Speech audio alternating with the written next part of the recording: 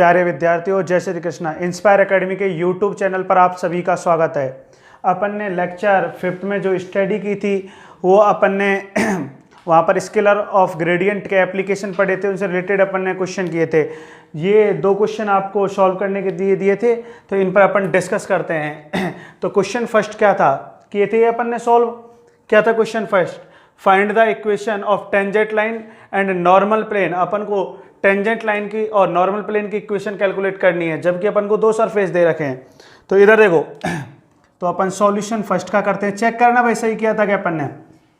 इधर देखो, अपन को फर्स्ट सरफेस क्या दे रखा है, ये अपन को गिवन है भैया। क्या दिया हुआ है?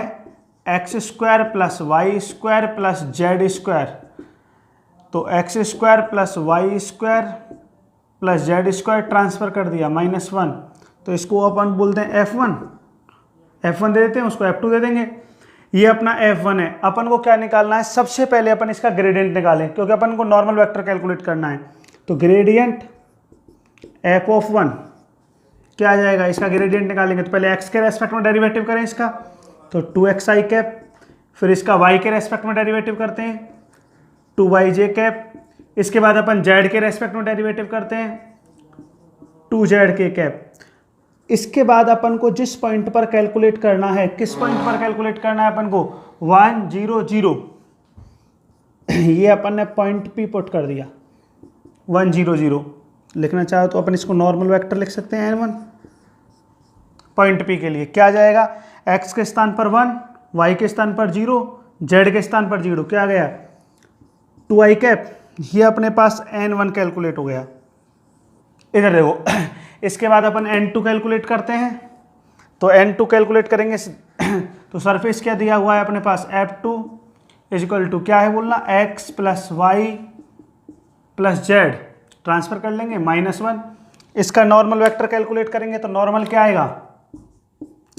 ग्रेडियंट F2 डेरिवेटिव कर दे, तो x का यदि डेरिवेटिव करेंगे x के रेस्पेक्ट में, तो यहाँ पर क्या आ जाएगा? i cap. y का करेंगे तो j कैप 1 हो जाएगा ना। तो i cap plus j cap plus k cap. Point put करते हैं। पॉइंट पुट करेंगे तो n2 या ग्रेडियंट F2 पॉइंट P पर क्या पॉइंट दे रखा है अपन को? 1 0 0। तो क्या आ जाएगा? कोई इफेक्ट पड़ेगा क्या? i cap j cap k cap, क्योंकि यहाँ पर xyz प्रेजेंट नहीं है। इधर देखो, अपन ने नॉर्मल वेक्टर ये F1 सरफेस के लिए और ये F2 सरफेस के लिए कैलकुलेट कर लिया। दोनों का अपन क्रॉस प्रोडक्ट कर देते हैं। तो क्रॉस प्रोडक्ट करते हैं तो क्या आता है? n1 vector cross n2 vector. इधर देखो भैया, i cap j cap k cap, cross product को अपन डिटरमिनेंट से सॉल्व कर दें। n1 क्या है? i कैप का कोफिशिएंट 2, j कैप का कोफिशिएंट 0, k कैप का 0। n2 क्या है? 1 1 1। सॉल्व करेंगे। इधर देखो, लेक्चर को पूछ करके अपन इसको लिख लेना। इधर देखो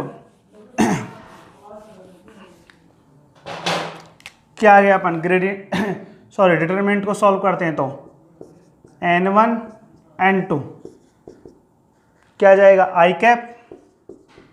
डिटरमिनेंट सॉल्व करें, मल्टीप्लाई करेंगे तो ये तो क्या हो जाएगा? 0 माइनस j कैप। इधर देखो क्या आ जाएगा? j कैप निकालेंगे तो 2 minus 0 plus k cap 2 into 1।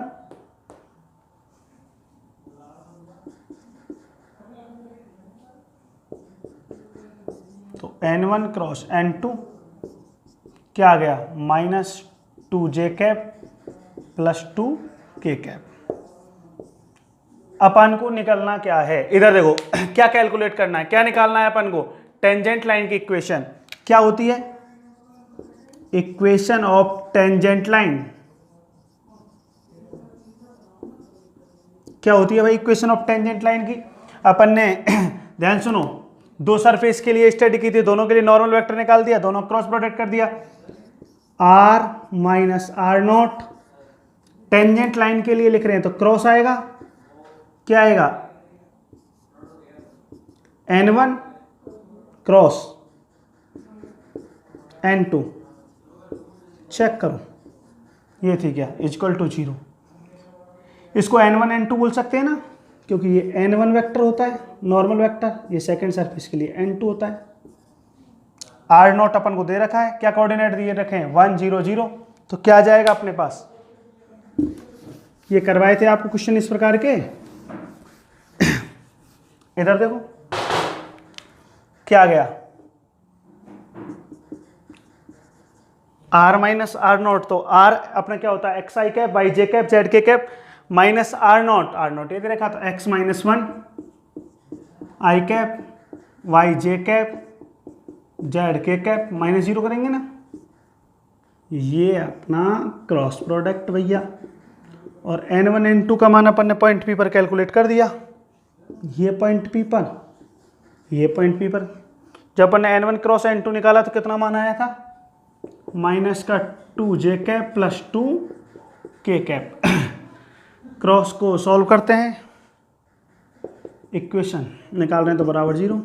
हाँ भैया डिटरमिनेंट सॉल्व कर लें क्रॉस को, तो आई कैप जे कैप के cap equal to 0। I cap का कोफिशिएंट क्या है x माइनस 1, जे कैप का y, के कैप का z, आई कैप का कोफिशिएंट 0 माइनस 2 प्लस 2। सॉल्व करते हैं क्या आएगा, इधर देखो आई कैप 2y माइनस 2z, लेकिन माइनस फार्मूले का तो प्लस हो जाएगा, जे कैप इधर देखो भैया क्या आ जाएगा 2x माइनस 1, ऐसे ही करते हैं सॉल्व, ये 0 हो गया, प्लस के कैप सॉल्व करेंगे, माइनस का 2x माइनस 1, ये 0 इक्वल टू 0। हाँ भाई क्या आ जाएगा, i cap 2y plus 2z minus j cap 2x minus 1, ये माइनस का 2k कैप x माइनस 1। अब अपन इस इधर 0 आई कैप ऐसे लिख सकते हैं क्या, चेक करना, और कंपैरिजन कर दें यूनिट वेक्टर के कोएफिशिएंट्स का। तो कंपैरिजन करेंगे तो अपन क्या आ जाएगा, इधर देखो, यदि अपन कोएफिशिएंट्स का कंपैरिजन करेंगे तो अपन को क्या मिलेगा भैया, 2y plus 2z equal to 0। I cap coefficient RHS में 0 है, तो इसको ऐसे लिखते हैं y plus Z equal to 0, और जे कैप का कोएफिशिएंट लिखें तो माइनस 2x माइनस 1 बराबर 0, तो 2 तो 0 हो नहीं सकता, x माइनस 1 बराबर 0, तो x बराबर, इसको अपन ऐसे लिख सकते हैं ना, और यहाँ से भी x बराबर 1 आएगा, तो ये अपने टेंजेंट लाइन की इक्वेशन आ गई। आ गया समझ में। तो ये अपन ने क्या निकाल ली, इक्वेशन ऑफ टेंजेंट लाइन। अब निकालेंगे नॉर्मल प्लेन की। तो आपने नॉर्मल प्लेन की कैसे कैलकुलेट किया, चेक करो भाई, यही आई थी क्या, इधर देखो। अब नॉर्मल प्लेन की कैलकुलेट करते हैं। तो नॉर्मल प्लेन की कैसे कैलकुलेट करेंगे, जहां पर अपन ने क्रॉस लगाया था वहां पे क्या आ जाएगा, डॉट कर सकते हो। इक्वेशन ऑफ, चेक करो, नॉर्मल प्लेन भैया क्या आएगा, करो चेक। नॉर्मल प्लेन के लिए r माइनस आर नॉट, और ये डॉट, प्लेन के लिए बात कर रहे हैं ना, क्या आ जाएगा, ग्रेडियंट मतलब नॉर्मल वेक्टर, ये अपना सेकंड सरफेस के लिए equal to 0। r minus R not, x minus 1 I cap, y minus 0, z minus 0, K cap, dot, क्या था अपना, ये कैलकुलेट किया था ना n1 n2, तो क्या था माइनस 2 जे कैप प्लस 2 के cap, I dot I, J dot J, के डॉट के, बाकी 0 हो जाते हैं अपने, सेल्फ डॉट ही मिलते हैं। तो क्या आएगा, माइनस का 2 वाई यही मिलेगा प्लस के डॉट के, तो के डॉट के क्या आ जाएगा 2z। तो ये अपने पास इक्वेशन आ गई, चेक कर लो या इसको ऐसे लिख लो।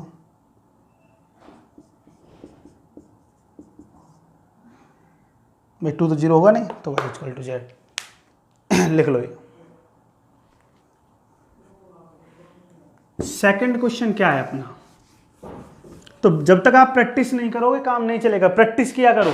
इधर देखो सेकंड क्वेश्चन क्या है, आपसे क्या कह रहा है, find the angle between the normal to the surface. आपको ये सरफेस दुआ है एट द पॉइंट, ये पॉइंट पर अपन को दे रखा है भैया, ये पॉइंट अपना क्या है P और ये पॉइंट क्या है Q।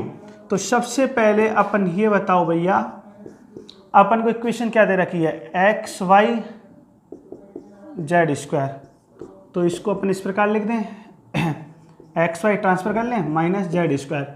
तो सबसे पहले अपन नॉर्मल वेक्टर कैलकुलेट करें, तो नॉर्मल वेक्टर कैलकुलेट करें तो ग्रेडियंट एफ, हाँ भैया इसका निकालो नॉर्मल वेक्टर।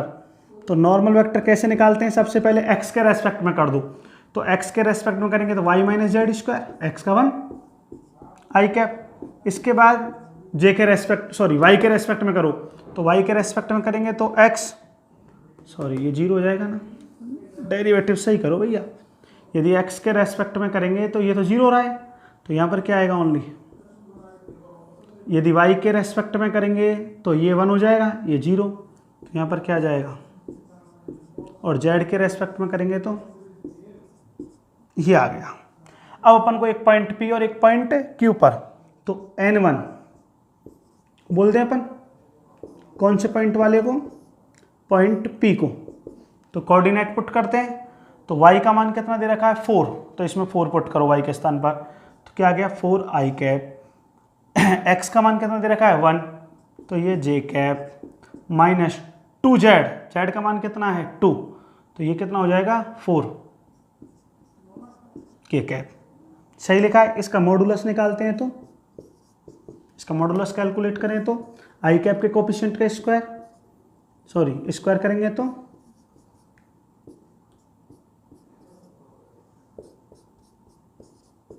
कितना आ जाएगा √33। मॉडुलस निकाला है अपन ने, ये आ गया N1। ऐसे अपन N2 कैलकुलेट करें तो N2 कौन से पॉइंट पे निकलेगा Q पर, तो Q पॉइंट क्या दिया हुआ है आपको, तो इसमें पुट करें तो इधर देखो एक मिनट, y -3 नहीं 3 है, क्या जाएगा 3 आई कैप माइनस 3 जे कैप। कोऑर्डिनेट चेक करो सही पुट कर रहे हैं क्या, ये आ जाएगा माइनस का 6 के कैप। तो N2 वेक्टर का मॉडुलस निकालेंगे 9 9 36, कितना हो गया ये 45 और 54। लेकिन अपन क्या कैलकुलेट करना है, find the angle between the normal, तो ये अपने पास N1, ये अपने पास N1 और ये अपने पास N2, दोनों के बिटवीन एंगल। तो क्या होता है N1 डॉट N2, सरफेस के बिटवीन एंगल का फार्मूला लिखवाया था ना, cos थीटा कैलकुलेट करना है, तो cos theta is equal to N1 dot N2 upon N1 का मॉडुलस और N2 का मॉडुलस cos थीटा।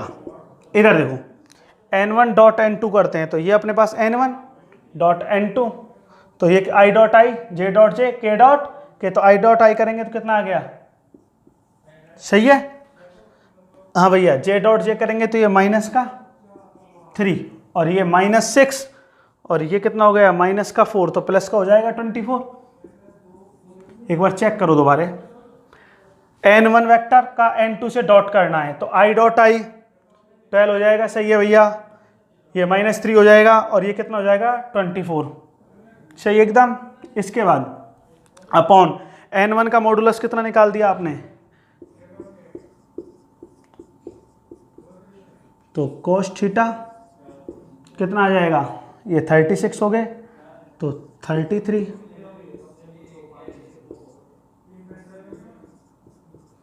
तो इसको ऐसे लिख दो, cos थीटा स्क्वायर रूट में 33, 54 कैंसिल करके लिख सकते हैं ना, तो theta is equal to cos inverse, check कर लो ये आ रहा है क्या, स्क्वायर रूट,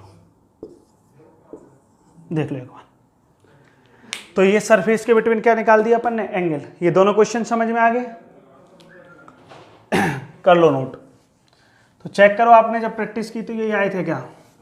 तो इस प्रकार के क्वेश्चन जो अपना आईपीएस है मैथमेटिकल फिजिक्स का, उसमें इस प्रकार के क्वेश्चन दे रखे हैं, तो वो आराम से बैठ के सॉल्व करेंगे, और जो क्वेश्चन नहीं होंगे उन पर टिक लगा देंगे, और इसके बाद कमेंट के द्वारा या व्हाट्सएप के माध्यम से आप उनको भेज देंगे। इधर देखो, ध्यान से सुनो, सबसे पहले सुनो, जो अपना लेक्चर 5th था, तो लेक्चर 5th में अपन ने पढ़े थे एप्लीकेशन, और उससे रिलेटेड अपन ने क्या कर ली, प्रॉब्लम सॉल्व कर ली, ठीक है। अब अपन क्या करते हैं, इसके अंतर्गत अपन सबसे पहले एक टॉपिक को ध्यान से सुनना। अपन जो टॉपिक पढ़ते हैं, जैसे अपन ने डिफरेंशियल ऑपरेटर के बारे में स्टडी की थी, किसके बारे में स्टडी की थी, डिफरेंशियल ऑपरेटर। डिफरेंशियल ऑपरेटर क्या होता है, i cap del upon del x plus j cap del upon del y plus k cap del upon del z, मतलब डेरिवेटिव करता है। तो ये डेरिवेटिव कर रहा है डिफरेंशियल ऑपरेटर। तो अपने पास जो फिजिकल क्वांटिटी है, अपन बात कर रहे थे फिजिकल क्वांटिटी की, तो एक तो अपने पास स्केलर और दूसरी अपने पास क्या है, वेक्टर। तो पहले एक तो पढ़ेंगे डेरिवेटिव ऑफ स्केलर और एक पढ़ेंगे डेरिवेटिव ऑफ वेक्टर। तो ध्यान से सुनेंगे, इधर देखो अपन क्या बोल रहे हैं।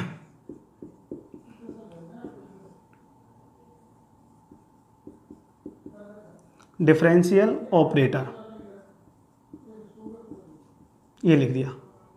तो एक मिनट सुनना, ये अपना जो डिफरेंशियल ऑपरेटर है, ये क्या होता है, ये होता है जिसका फार्मूला क्या होता है, यदि अपन कार्टेशियन में डिफाइन करें तो आई cap del upon del x plus j cap del upon del y plus k cap del upon del z, ये अपना डिफरेंशियल ऑपरेटर है। ध्यान से देखने, एक मिनट, अपन क्या कह रहे हैं, ये क्या कर रहा है अपना, इधर देखो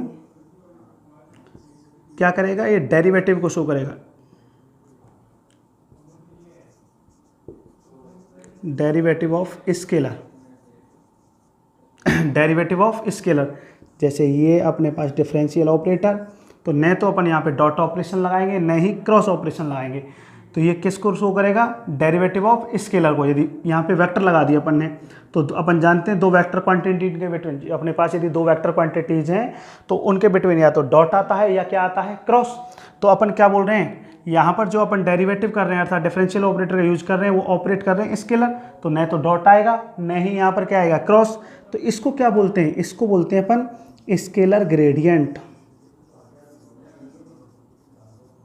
इस फिजिकल क्वांटिटी को क्या बोलते हैं अपन, स्केलर ग्रेडियंट, जब न तो डॉट आता है न ही क्रॉस आता है। जब डिफरेंशियल अपना जो ऑपरेटर है उस पर क्या ऑपरेट करते हैं अपन, स्केलर फंक्शन। दूसरा अपना होता है, ये तो अपना first point derivative of scalar, और सेकंड पॉइंट होता है अपना, ध्यान से देखो, डेरिवेटिव ऑफ वेक्टर। अब यदि अपन यहाँ पर ये जो डिफरेंशियल ऑपरेटर है, यहाँ पर यदि वेक्टर ऑपरेट करते हैं, जैसे इधर से वेक्टर ऑपरेट किया, तो वेक्टर के बिटवीन क्या आता है, जैसे अपने पास दो वेक्टर हैं, या तो डॉट या क्रॉस। तो डेरिवेटिव ऑफ वेक्टर कितने प्रकार का होगा डिफरेंशियल ऑपरेटर के लिए, दो प्रकार का। तो ये लिख दिया सेकंड पॉइंट में, ये समझा दिया अपन ने। ध्यान से इधर देखो भैया, ये लिख दिया। एक तो होगा डाइवर्जेंस, क्या होगा भैया, जो कैसे रिप्रेजेंट करेंगे अपन, डेल डॉट। और एक क्या होगा भैया,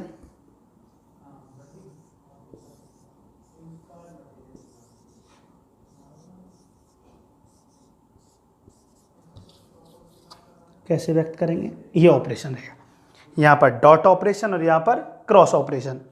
ध्यान सुनेंगे, ये पॉइंट अच्छे हैं, एग्जाम में यहाँ से क्वेश्चन पूछ जाता है। ध्यान सुनना, एक एक पॉइंट को ध्यान समझना, बेसिक चल रहा है, फिर यहाँ से छोटे छोटे क्वेश्चन पूछ जाते हैं, सुनना उनको। डिफरेंशियल ऑपरेटर है, ये अपना डिफरेंशियल ऑपरेटर है, ये इसके द्वारा क्या किया जाता है, डेरिवेटिव। फंक्शन क्या किया जाता है, डेरिवेटिव। अब फंक्शन स्केलर भी हो सकता है और वेक्टर।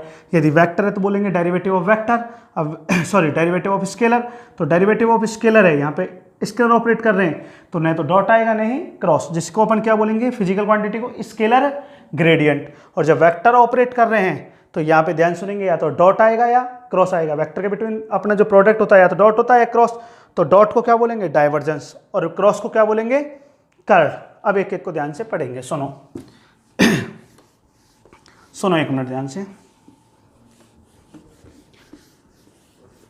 और जब अपन जिस लेक्चर को देखते हैं तो उससे पहले वाला एक लेक्चर है अपना, उसको देख लिया करो। जैसे अपन 5th को देख रहे हैं तो 4th को देख लिया करो पहले, क्योंकि जब तक अपन को उसके बारे में पता नहीं चलेगा समझ में नहीं आएगा कहानी। सुनो, जैसे अपन डेरिवेटिव ऑफ क्या पढ़ रहे हैं, स्केलर। तो डेरिवेटिव ऑफ स्केलर में सबसे पहले क्या पढ़ते हैं, स्केलर ग्रेडियंट। तो ये लिख दिया अपन ने स्केलर ग्रेडियंट। इसके बारे में पढ़ा दिया था आपको लेक्चर नंबर 3 में। इसके एप्लीकेशन, इसका ज्योमेट्रिकल मीनिंग सब कुछ आपको समझाया था। तो स्केलर ग्रेडियंट क्या होता है, ध्यान सुनो। अभी अपन ने बोला था, क्या बोला था, जो अपने पास डिफरेंशियल ऑपरेटर है, जब उस पर स्केलर फंक्शन ऑपरेट कराने तो न तो वहाँ पे डॉट आएगा, नहीं वहाँ पर क्या आएगा, क्रॉस। तो उस फिजिकल क्वांटिटी को अपन क्या बोलेंगे, स्केलर ग्रेडियंट। यही बात लिख रहे हैं, इधर देखो। When differential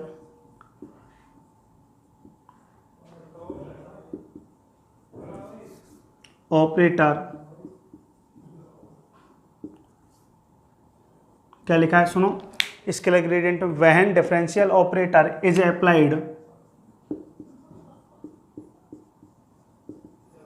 applied on a scalar function.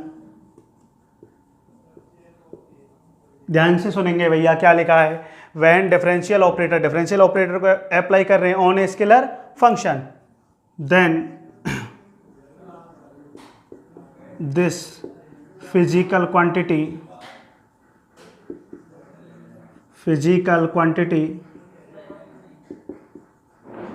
is known as scalar gradient।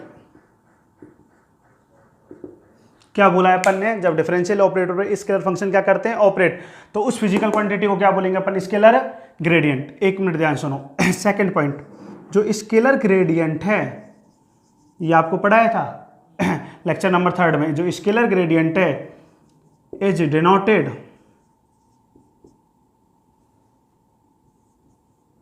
क्या डिनोट करता है बताओ, पढ़ाया था लेक्चर 3 में।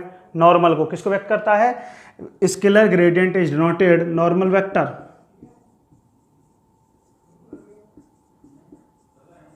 आपने ऐसे लिखा था, याद हो तो, n vector is equal to, ये डिफरेंशियल ऑपरेटर स्केलर फंक्शन क्या मान लिया, फाई। तो ये किसको रिप्रेजेंट कर रहा है, नॉर्मल वेक्टर को। Scalar gradient is noted normal vector, मतलब क्या बोला है अपन ने, जो अदिश है वो किसको व्यक्त करता है, जो अपना अभिलंब है उसको व्यक्त करता है। थर्ड पॉइंट, जो स्केलर ग्रेडियंट है, अपन ने क्या बोला, डिफरेंशियल ऑपरेटर पर यदि स्केलर फंक्शन ऑपरेट हो, क्या ऑपरेट हो, स्केलर फंक्शन, तो अपन इस क्वांटिटी को क्या बोलेंगे, स्केलर ग्रेडियंट। लेकिन ये कंप्लीट क्वांटिटी, रिजल्टेंट क्वांटिटी की बात कर रहे हैं, क्या मिल रही है अपन को, वेक्टर। तो क्या लिख रहे हैं, scalar gradient is a vector quantity. कैसी क्वांटिटी होती है, वेक्टर क्वांटिटी होती है। और इसको अपन डिफाइन कैसे करते हैं, इधर देखो एक minute. Scalar gradient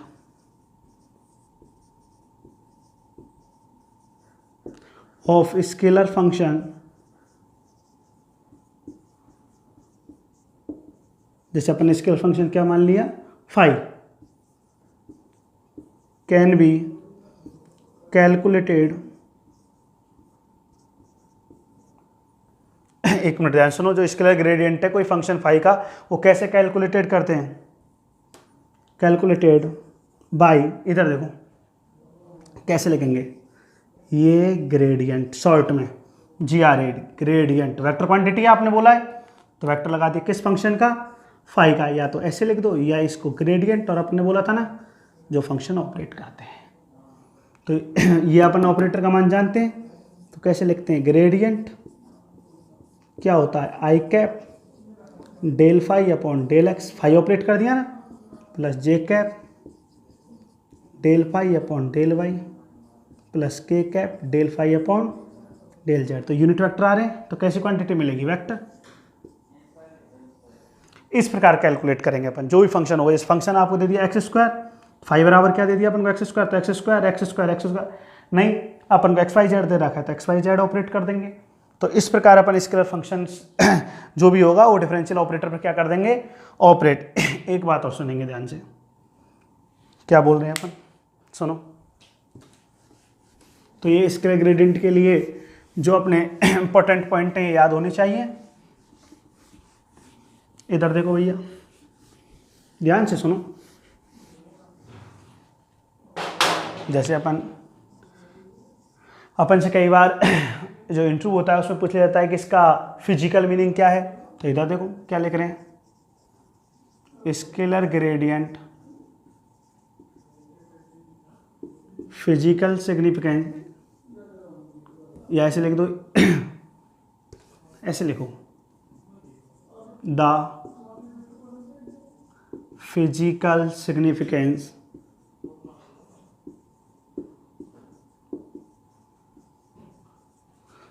of scalar gradient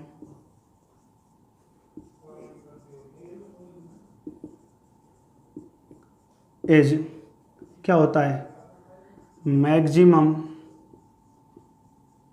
rate of change, पढ़ाया था ना, maximum rate of change lecture number 3 में, मैक्सिमम रेट ऑफ चेंज किसके रेस्पेक्ट में, या ऐसे लिख दो, maximum rate of change in any scalar function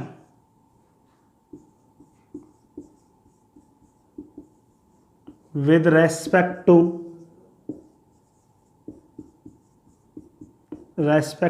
position. क्या बोला है, ध्यान सुनेंगे।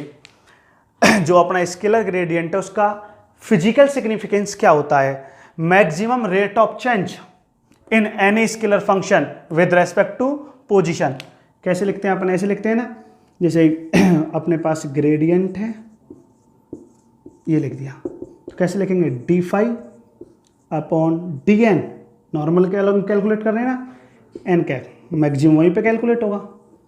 ये होता है अपना इसका फिजिकल सिग्निफिकेंस कि maximum rate of change in any scalar function. जैसे यहाँ पे स्केलर फंक्शन क्या है, फाई, इसमें कैसा चेंज, मैक्सिमम किसके रेस्पेक्ट में, पोजीशन के रेस्पेक्ट में।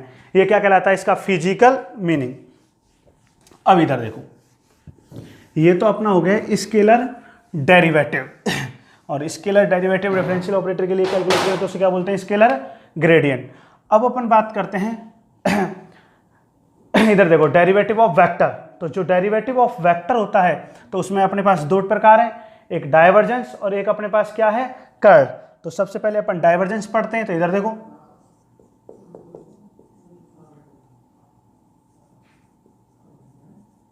Divergence of vector field, divergence of vector field. ध्यान से इधर देखेंगे भैया, अपन ने क्या बोला था, जो डिफरेंशियल ऑपरेटर होता है, यदि अपन इस पर, ये डेरिवेटिव ऑपरेटर है, यदि अपन स्केलर ऑपरेट कर रहे हैं तो इसको क्या बोलेंगे, ग्रेडियंट। और जब वेक्टर ऑपरेट कर रहे हैं तो ये दो प्रकार का हुआ, एक तो डॉट के साथ ऑपरेशन और एक किसके साथ, क्रॉस के साथ। तो डॉट के साथ क्या होता है, डाइवर्जेंस, और क्रॉस के साथ क्या होता है, कर्ल। अब एक मिनट एक बात को ध्यान से समझो, डाइवर्जेंस ऑफ वेक्टर फील्ड क्या है। Number first point, when differential operator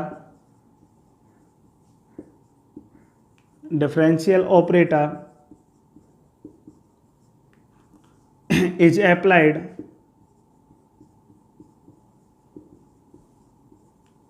on a vector function।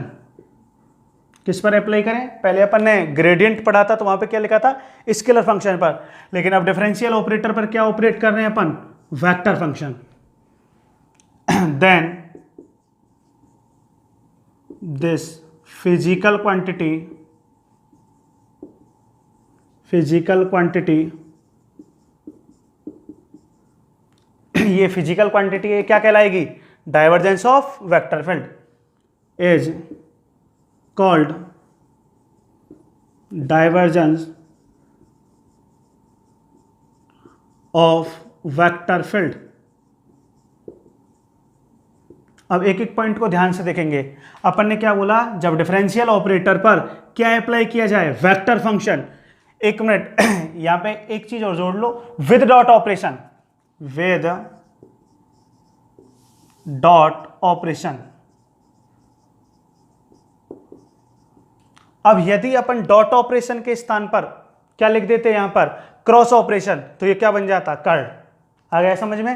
तो अपन ने क्या बोला है? जो डिफरेंशियल ऑपरेटर है उस पर वेक्टर फंक्शन ऑपरेट किया जाए विद डॉट ऑपरेशन, तो इस फिजिकल क्वांटिटी को क्या बोलेंगे अपन? डाइवर्जेंस। और यदि क्रॉस ऑपरेशन के साथ ऑपरेट करेंगे तो इसको क्या बोलेंगे अपन? कर्ल। लेकिन एक बात ध्यान सुनेंगे, जब अपन डॉट ऑपरेशन के साथ ऑपरेट करेंगे तो सेकंड पॉइंट ध्यान सुनेंगे, तो डॉट ऑपरेशन करते हैं, डॉट प्रोडक्ट आता है, तो उसमें रिजल्टेंट क्या मिलता है अपन को? स्केलर। तो डाइवर्जेंस कैसी क्वांटिटी है? Divergence is a scalar quantity. कैसी क्वांटिटी? एक एक पॉइंट को ध्यान सुनो। थर्ड पॉइंट, जैसे अपन को डाइवर्जेंस कैलकुलेट करना है, क्या कैलकुलेट करना है? डाइवर्जेंस। तो डाइवर्जेंस कैसे कैलकुलेट करेंगे अपन? सुनो एक मिनट ध्यान से। जैसे अपने पास एक वेक्टर फंक्शन ए है और उसका डाइवर्जेंस निकालना है, तो इधर देखो,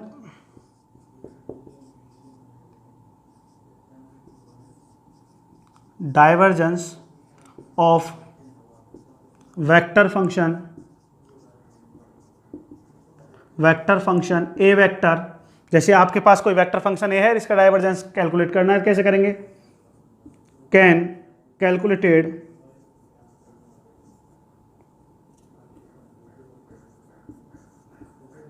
बाई, देखो कैसे कैलकुलेट करते हैं? डाइवर्जेंस को लिखते हैं डीआईवी से, ऑफ जिसका कैलकुलेट कर रहे हो, वेक्टर फील्ड क्या मान लिया? ए। कैसे लिखते हैं?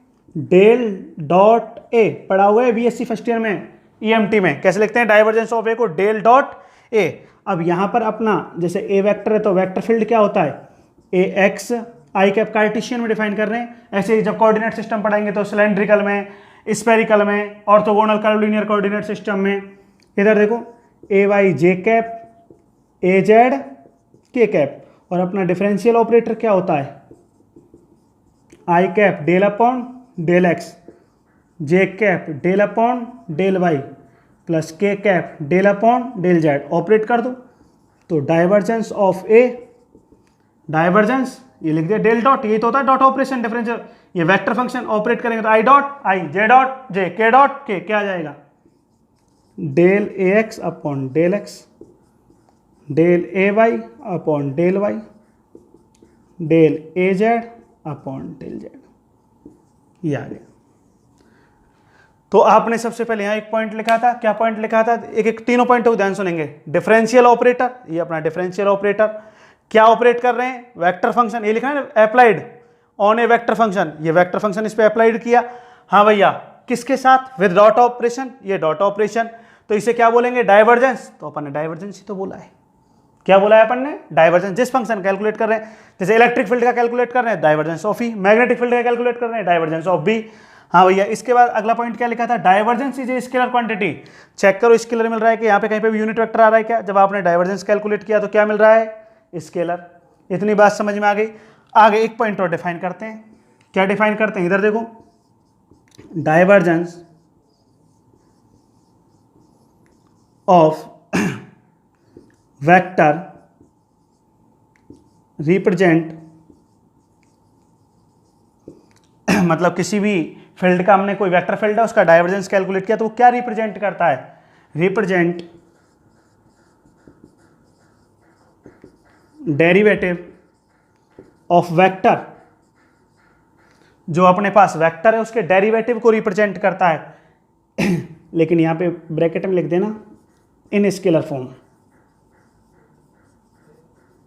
कौन सी फॉर्म में? स्केलर फॉर्म में। चेक करो, आपके पास वेक्टर फंक्शन क्या है? ए वेक्टर। चेक करो, इसका डेरिवेटिव ही तो हो रहा है। यही तो रिप्रेजेंट कर रहा है डाइवर्जेंस, लेकिन कौन सी फॉर्म में? स्केलर फॉर्म में। कौन सी फॉर्म में?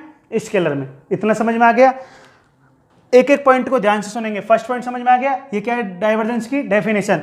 सेकंड पॉइंट समझ में आ गया, कैसी क्वांटिटी होती है? स्केलर।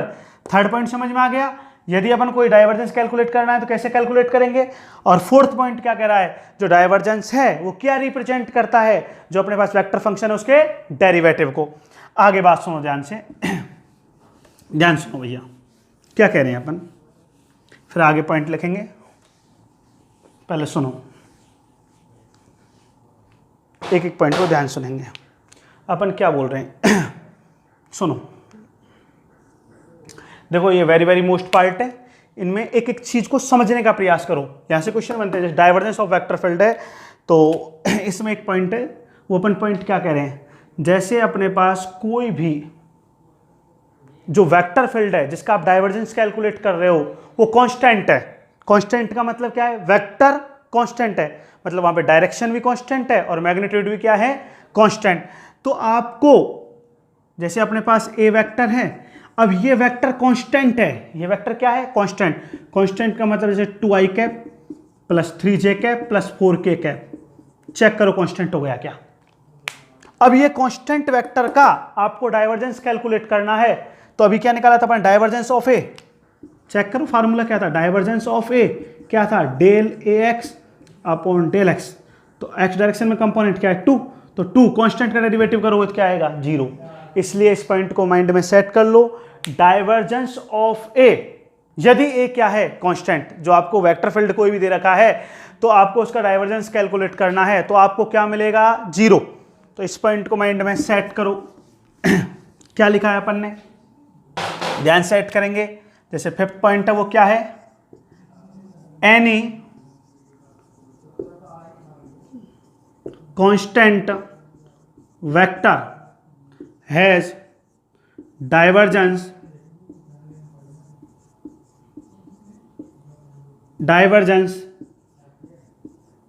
0। क्या बोला है अपन ने, any constant vector has divergence 0। कोई भी यदि कांस्टेंट वेक्टर है तो वो क्या रखता है अपने पास, डाइवर्जेंस का मान 0 रखेगा। जो अपने डाइवर्जेंस है वो डाइवर्जेंस कितना मिलेगा अपन को, 0 कांस्टेंट वेक्टर का। इधर देखो आगे पॉइंट यदि हम लिखना चाहें तो, अब आपसे क्या बोल रहा है वो, इस पॉइंट को समझना। आपसे क्या बोल रहा है, आपके पास कोई वेक्टर है, दे दिया अपन को वेक्टर, और ये कह रहा है कि उसकी जो नेचर है वेक्टर की, जो आपको वेक्टर दे रखा है, जैसे ए वेक्टर दे दिया, बी वेक्टर दे दिया, कोई भी आपको वेक्टर दे दिया, और उसकी नेचर क्या है, स्ट्रेट लाइन नेचर है। ध्यान सुनो, कैसी नेचर है, स्ट्रेट लाइन। तो हमेशा यदि स्ट्रेट लाइन वेक्टर का डाइवर्जेंस निकालेंगे तो वो डाइवर्जेंस आपको एग्जिस्ट करेगा, अर्थात वहां पर अपन को कुछ वैल्यू प्रोड्यूस करेगा, कोई न कोई अपन को मान देगा। तो अपन ने क्या लिखा है, इधर देखो, if A vector has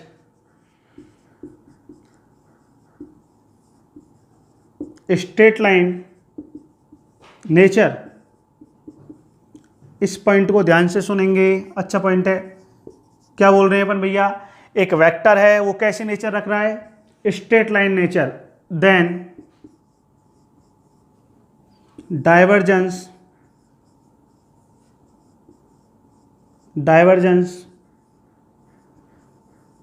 will be exist, या अपन बोलना चाहें तो divergence of A not equal to 0। Divergence का मान 0 नहीं होगा, लेकिन कंडीशन जब वो कैसी नेचर रखता है, स्ट्रेट लाइन नेचर रखता है। कैसी नेचर रखता है, जब वो स्ट्रेट लाइन नेचर रखेगा तो वहां पर डाइवर्जेंस का मान आपको प्राप्त होगा, डाइवर्जेंस 0 नहीं होगा भैया। इतना समझ में आया। आगे पॉइंट सुनो अपन क्या कह रहे हैं, जैसे अपना डाइवर्जेंस है, उस डाइवर्जेंस के लिए अपन जैसे क्या बात कर रहे हैं, फिजिकल सिग्निफिकेंस क्या होता है, उसका भौतिकी अर्थ क्या होता है डाइवर्जेंस का। तो इधर देखो, the physical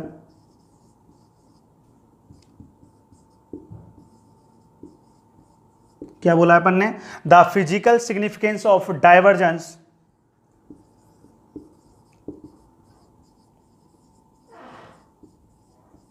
is define H. इस पॉइंट को ध्यान से सुनेंगे, जो अपना 7th पॉइंट है इसको ध्यान से सुनो। The physical significance of divergence is defined as, जो अपना डाइवर्जेंस है उसका फिजिकल सिग्निफिकेंस क्या होता है। सबसे पहले एक वर्ड, सिग्निफिकेंस का मतलब क्या होता है। कोई भी फिजिकल क्वांटिटी है तो उसका फिजिकल मीनिंग क्या होता है, उसका फिजिकल सिग्निफिकेंस क्या होता है, इस बात को समझो। सबसे पहले कभी भी आप फिजिकल सिग्निफिकेंस बताते हो, फिजिकल मीनिंग बताते हो, तो वहाँ पर फिजिकल क्वांटिटी डिफाइन होती है। हमेशा सिग्निफिकेंस किसके बताए जाते हैं, फिजिकल क्वांटिटी के। तो वहाँ पर जो आपको रिजल्टेंट मिल रहा है वो कैसी क्वांटिटी है, फिजिकल क्वांटिटी। तो अपन किसका सिग्निफिकेंस बता रहे हैं, डाइवर्जेंस का। ध्यान सुनना अब इसको भैया, डाइवर्जेंस का फिजिकल सिग्निफिकेंस क्या होता है।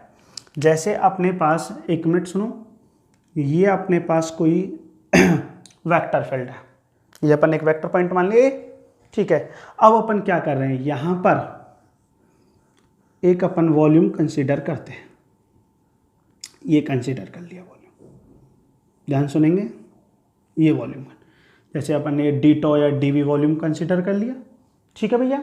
तो अपन ने क्या बोला, सबसे पहले यहां पर अपने पास कोई वेक्टर पॉइंट है, ये वेक्टर पॉइंट किस नाम से दे दिया, ए। यहाँ पर जो वेक्टर पॉइंट है ये ए वेक्टर के नाम से, ठीक है। अब अपन ने क्या बोला, यहाँ पर कंसीडर कर लिया अपन ने, क्या कंसीडर कर लिया अपन ने भैया, एक वॉल्यूम कंसीडर कर लिया, स्मॉल वॉल्यूम।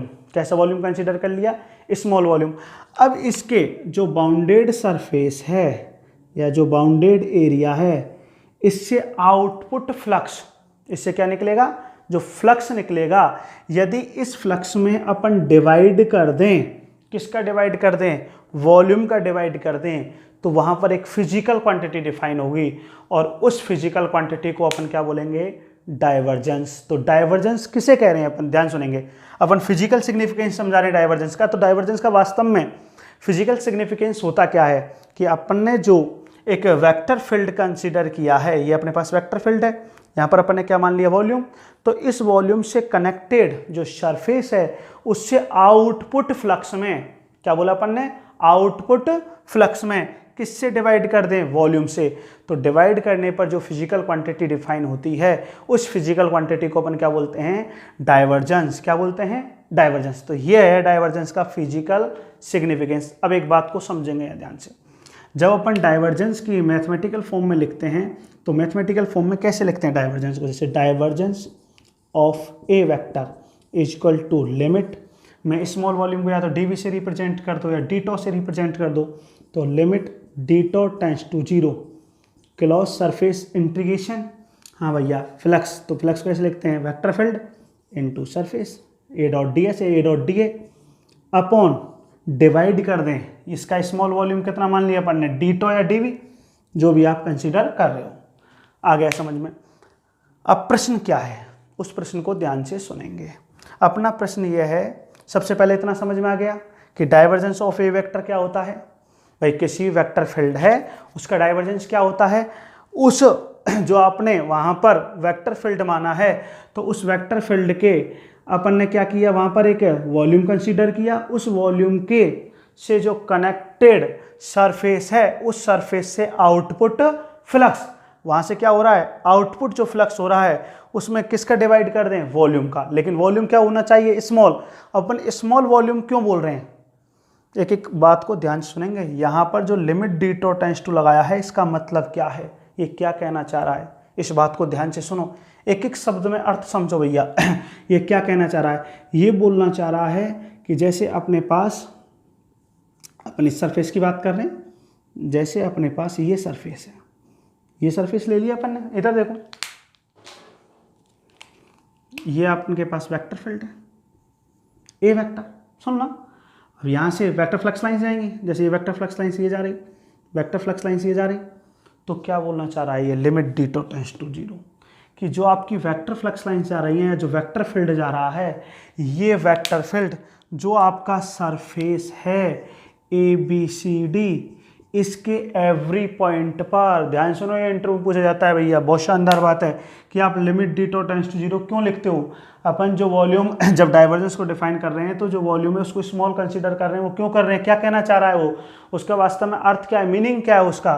तो जो अपना सरफेस है, जो अपना क्या है सरफेस, इस सरफेस के एवरी पॉइंट पर, तो अपना जो सरफेस है वो सरफेस क्या है, ABCD नाम दे दिया इसको, ये अपना सरफेस है, ये सरफेस है। तो इस सरफेस के एवरी पॉइंट पर जो अपना वेक्टर है इसकी नेचर कैसी होनी चाहिए, सेम। जैसे इधर देखो, यहाँ पे भी वेक्टर की नेचर सेम होनी चाहिए, यहाँ पे वेक्टर की नेचर सेम होनी चाहिए, यहाँ पे वेक्टर की नेचर सेम।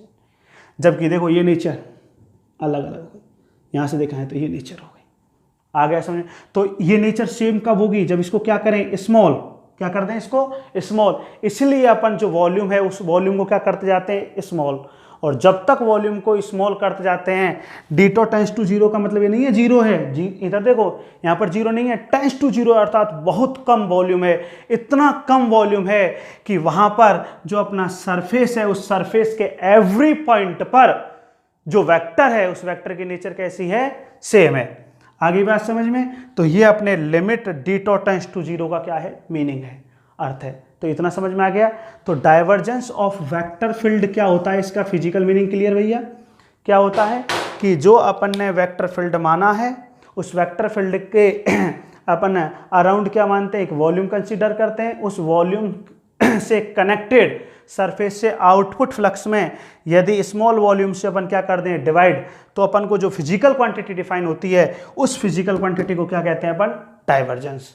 इतना समझ में आया? तो ये अपने डाइवर्जेंस का फिजिकल मीनिंग हो गया। लिखना चाहो तो यहाँ लिख सकते हो, इट रिप्रेजेंट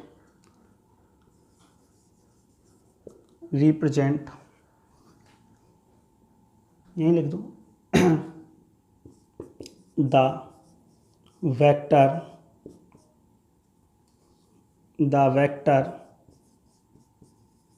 फ्लक्स, ये वेक्टर फ्लक्स है, passing per unit volume, unit कर दिया ना इसको, पर यूनिट वॉल्यूम। ये होता है डाइवर्जेंस का फिजिकल मीनिंग, कि जो फ्लक्स है जो पासिंग हो रहा है कहाँ से, पर यूनिट वॉल्यूम से, उसे अपन क्या बोलेंगे, डाइवर्जेंस। आ गया डाइवर्जेंस का फिजिकल मीनिंग समझ में? इधर देखो एक एक शब्द। अब कई टीचर क्या होते हैं, ध्यान सुनो, कई जो गुरुजी हैं वो क्या करते हैं कि जो ज्योमेट्रिकल मीनिंग है उसे फिजिकल मीनिंग लिखा देते हैं। कैसे लिखा देते हैं, इधर देखो कैसे डिफाइन करते हैं ज्योमेट्रिकल मीनिंग। सुनो एक मिनट ध्यान से। जैसे आगे जो भी पॉइंट अपन 7th या 8th जो पॉइंट है, द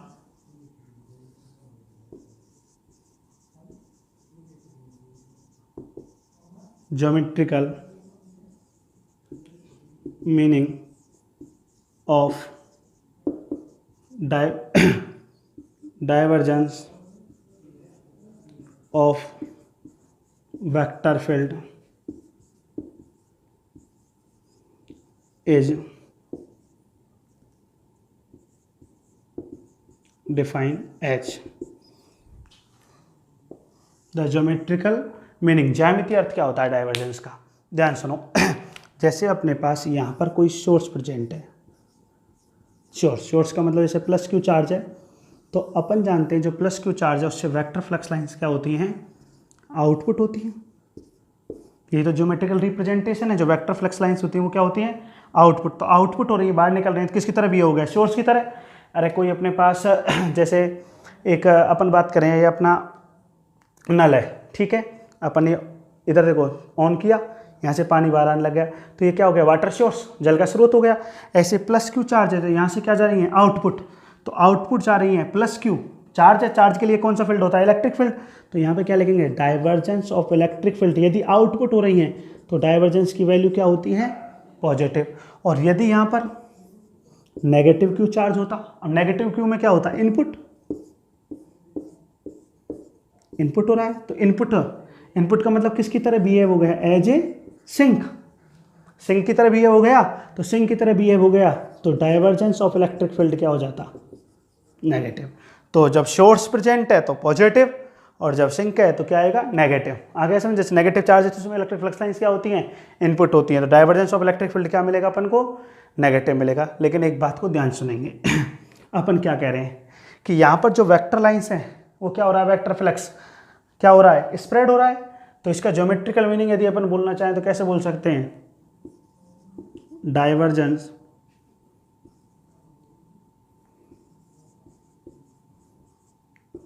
ऑफ वेक्टर फील्ड, या डाइवर्जेंस ऑफ वेक्टर डायरेक्ट लिख दो लिखना चाहो तो, इज मेजर, क्या बोल रहे हैं, डाइवर्जेंस ऑफ वेक्टर होता है, उसका ज्योमेट्रिकल मीनिंग क्या होता है कि जैसे जो वेक्टर फील्ड है उसका measurement is major how much the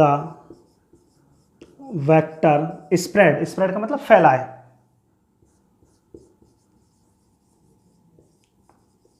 out. अब एक मिनट सुनो, डाइवर्जेंस है उसका ज्योमेट्रिकल मीनिंग क्या होता है कि कितना वेक्टर स्प्रेड आउट हुआ है। अब कई इसको फिजिकल मीनिंग में लिखा देते हैं। अब वो एक मिनट अपन क्या बोला, कोई भी क्वांटिटी है उसका फिजिकल सिग्निफिकेंस बताना है तो कैसे बताएंगे भाई, फिजिकल सिग्निफिकेंस बताने का मतलब वहाँ पर फिजिकल क्वांटिटी डिफाइन होनी चाहिए। अब ये क्या बोल रहा है, how much the vector spread out, कितना वेक्टर स्प्रेड हो रहा है। अब कैसे बताएं इसका, क्या फिजिकल क्वांटिटी है। कई विद्वान लोग होते हैं उसको फिजिकल मीनिंग में लिखा देते हैं। तो ये समझ में आ गया फिजिकल मीनिंग क्या होता है, ज्योमेट्रिकल मीनिंग क्या होता है। सुनो अब ध्यान से एक एक बात को ध्यान सुनो। आगे 9th पॉइंट क्या कह रहा है, जैसे अपने पास कोई वेक्टर फंक्शन है और इधर देखो क्या बोल रहे हैं, आपके पास एक वेक्टर फंक्शन है, इफ ए वेक्टर, और ये कर्ली नेचर रखता है। कर्ली का मतलब रोटेशनल फंक्शन है, रोटेशनल कर्ली नेचर है। If A vector has curly nature, curly nature का मतलब समझ आ रहा है, रोटेशनल फंक्शन है।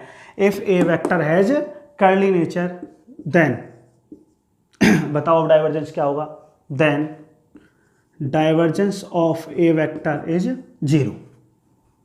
यदि आप डाइवर्जेंस कैलकुलेट करेंगे तो डाइवर्जेंस का मान क्या मिलेगा, 0। मतलब जो रोटेशनल फंक्शन होते हैं, कर्ली फंक्शन होते हैं, उनके लिए डाइवर्जेंस का मान क्या मिलता है, 0। जबकि जो स्ट्रेट लाइन नेचर रखते हैं, कैसे नेचर रखते हैं, स्ट्रेट लाइन, उनके लिए डाइवर्जेंस का मान क्या होगा, अपन को एग्जिस्ट करेगा। और जो कांस्टेंट वेक्टर हैं उनके लिए डाइवर्जेंस का मान क्या हो जाएगा, 0 हो जाएगा। एक बात और सुनो ध्यान से, जैसे आपको दे दिया कि सोलेनॉइड फील्ड है, कैसा फील्ड है, कोई वेक्टर है वो सोलेनॉइड वेक्टर है, तो वहां पर डाइवर्जेंस का मान क्या होगा, 0। क्या लिख रहे हैं इधर देखो,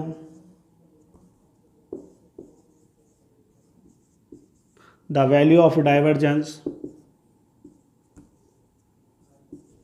फॉर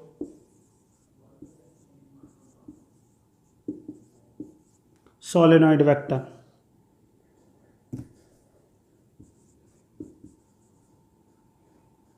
इधर देखो, सोलेनॉइड वेक्टर के लिए डाइवर्जेंस का मान कितना होगा, 0। लिखना चाहो तो यहाँ पे लिख दो, divergence of A is equal to 0। कब, जब सोलेनॉइड वेक्टर हो, सोलेनॉइड का मतलब परिनाल का क्षेत्र हो, तो परिनाल का क्षेत्रों के लिए डाइवर्जेंस का मान क्या मिलेगा अपन को, 0 मिलेगा। इधर देखो एक मिनट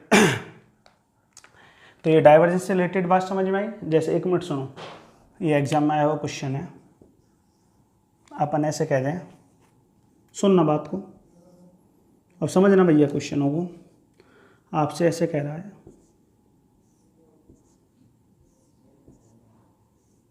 ये सेम डायरेक्शन है, डायरेक्शन कैसी है, सेम, और ये मैग्नीट्यूड भी सेम ले रहा हूं मैं,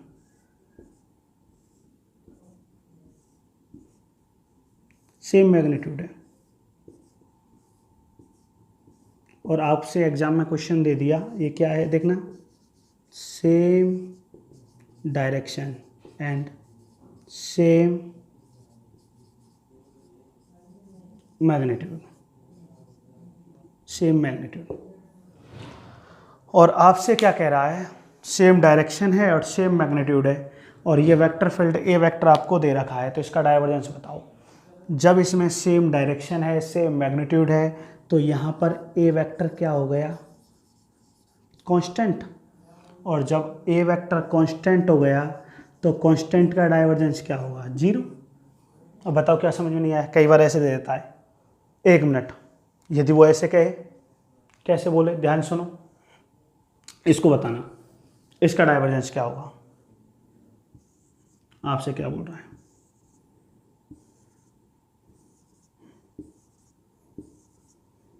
बताओ डाइवर्जेंस क्या होगा, क्या मिलेगा डाइवर्जेंस इसका। देखो मैग्नीट्यूड चेंज होता जा रहा है, मैग्नीट्यूड क्या होता जा रहा है, चेंज। और वेक्टर देखो स्ट्रेट है, अरे स्ट्रेट लाइन नेचर रख रहा है क्या, जो वेक्टर है स्ट्रेट लाइन नेचर है, और मैग्नीट्यूड क्या हो रहा है, सेम, सॉरी चेंज हो रहा है, मैग्नीट्यूड क्या हो रहा है, चेंज। तो यहाँ पर आपको डाइवर्जेंस का मान मिलेगा नॉट इक्वल टू 0। पढ़ाया था ये, याद कर लो, लिखा था यदि कांस्टेंट वेक्टर है, एक पॉइंट में लिखा था अपन ने, यदि कांस्टेंट वेक्टर है तो वहीं से सॉल्व किया है 11वां पॉइंट अपना। कांस्टेंट वेक्टर है तो उसका डाइवर्जेंस क्या हो जाएगा, कांस्टेंट क्या होता है, 0। अब क्या बोल रहे हैं अपन, स्ट्रेट लाइन नेचर है तो डाइवर्जेंस मिलेगा, और देखो चेंज हो रहा है मैग्नीट्यूड, यदि मैग्नीट्यूड कांस्टेंट हो तो डायरेक्शन भी कांस्टेंट होती, तो वहां पर क्या हो जाता, 0। एक मिनट, यदि ऐसा है, इधर देखो एक मिनट ध्यान समझो, इसको अपन ऐसे डिफाइन करते हैं इस प्रकार से,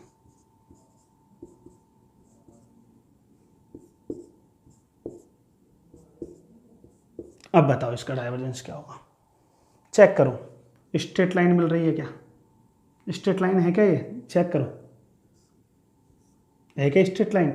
तो यहाँ पर कई बोल देते हैं कि साहब यहाँ पे डाइवर्जेंस 0 हो जाएगा, डाइवर्जेंस 0 नहीं होगा, डाइवर्जेंस फाइंड होगा, यहाँ पर डाइवर्जेंस डिफाइन होगा आपको, डाइवर्जेंस 0 इसका नहीं होगा। तो ये तीनों पॉइंट समझ में आए नहीं आए, आगे तीनों पॉइंट समझ में। अपन ने इस पॉइंट में, फर्स्ट पॉइंट में क्या बोला कि यहाँ पे डायरेक्शन भी सेम है और मैग्नीट्यूड भी सेम है, सबकी डायरेक्शन और मैग्नीट्यूड सेम है, तो सेम डायरेक्शन सेम मैग्नीट्यूड, तो ये क्या कहना चाह रहा है, कांस्टेंट वेक्टर है, और कांस्टेंट वेक्टर का डाइवर्जेंस क्या होता है, 0। सेकंड पॉइंट में क्या करें कि स्ट्रेट लाइन नेचर रख रहा है और मैग्नीट्यूड क्या होता जा रहा है, चेंज, तो डाइवर्जेंस मिलेगा, ठीक है। अगले पॉइंट में क्या बोल रहा है कि यहाँ पर इधर देखो स्ट्रेट लाइन नेचर है तो यहाँ पे डाइवर्जेंस 0 होगा। हाँ, यदि आप ये बात बोलना चाहो कि साहब आपने बोला था कर्ली नेचर है, तो बिल्कुल यदि इसका रिजल्टेंट निकालते हैं तो रिजल्टेंट में कैसी नेचर मिलती है, कर्ली नेचर। तो कर्ली नेचर है तो इसलिए डाइवर्जेंस का मान, सॉरी इसलिए कर्ल का मान भी मिलेगा, तो इसका डाइवर्जेंस भी फाइंड होता है और कर्ल भी फाइंड होता है, ध्यान रख लेना, ठीक है। कैसे, अभी समझाते हैं इसको, एक मिनट ध्यान से सुनो, जैसे सुनो एक minute,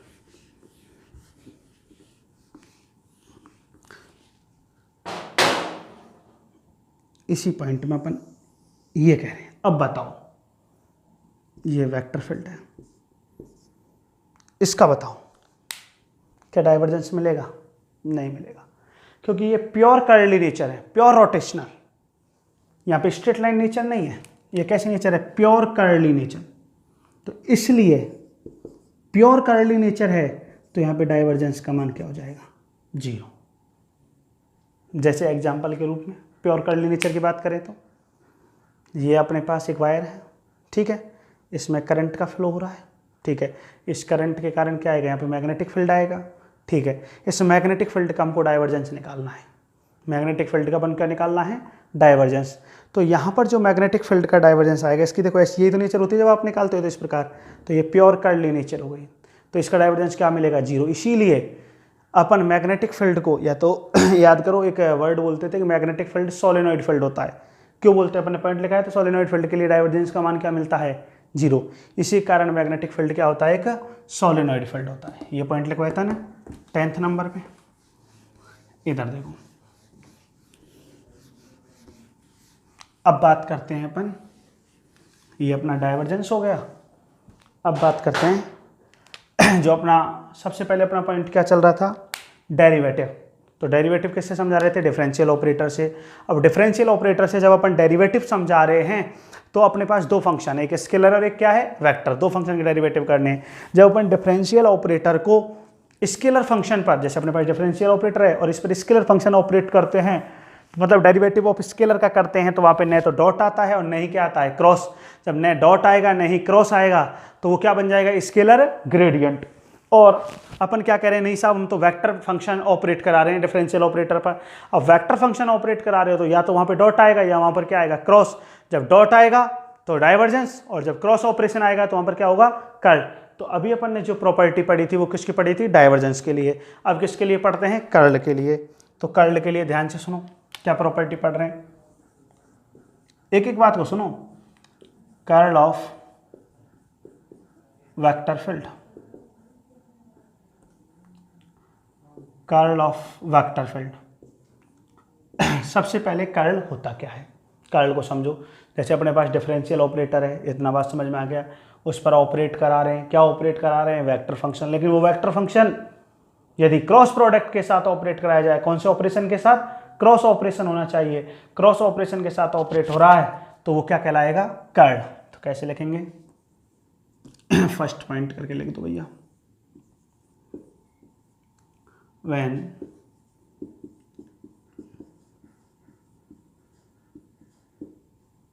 differential operator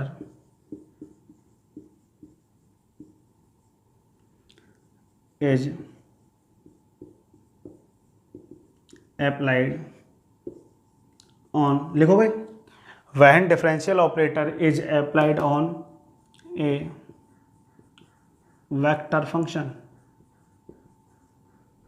vector function. देखो एक लाइन लिख रहे हैं, उसको ध्यान सुनना, विद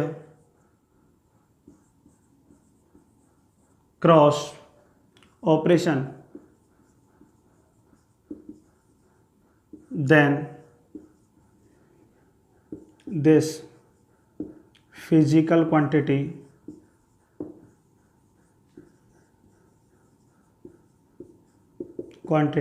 बताओ क्या कहलाएगी, एज नॉन एज, क्या कहलाती है physical quantity, curl of vector field.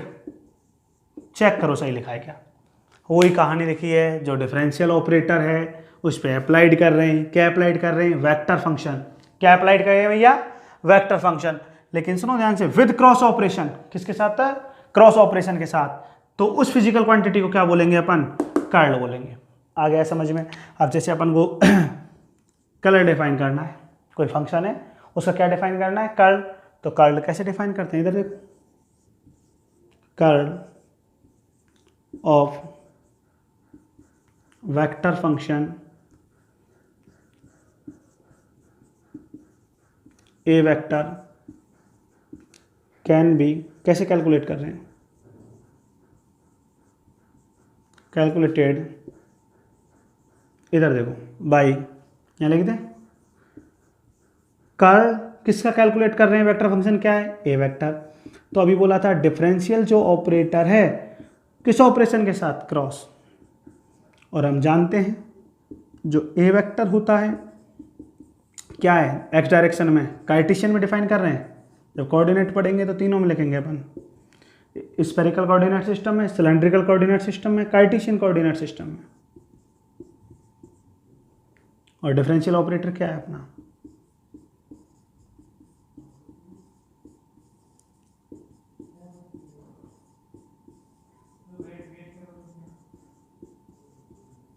Curl of A, curl of A. तो जब क्रॉस है तो इसको डिटरमिनेंट से सॉल्व कर लें,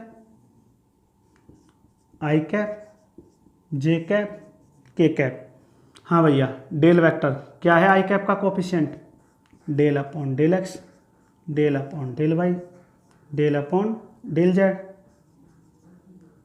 क्रॉस ए के कोफिशिएंट, आई कैप का coefficient A x, A y, A z. अब सॉल्व डिटरमिनेंट को जानते हो, आई कैप, इसका मल्टीप्लाई इससे, इसका मल्टीप्लाई इससे। तो जब इस पे ये ऑपरेट हो रहा है देखना, ए जेड डेल वाई, यहाँ पर डेरिवेटिव किसका हो जाएगा, ए वाई का।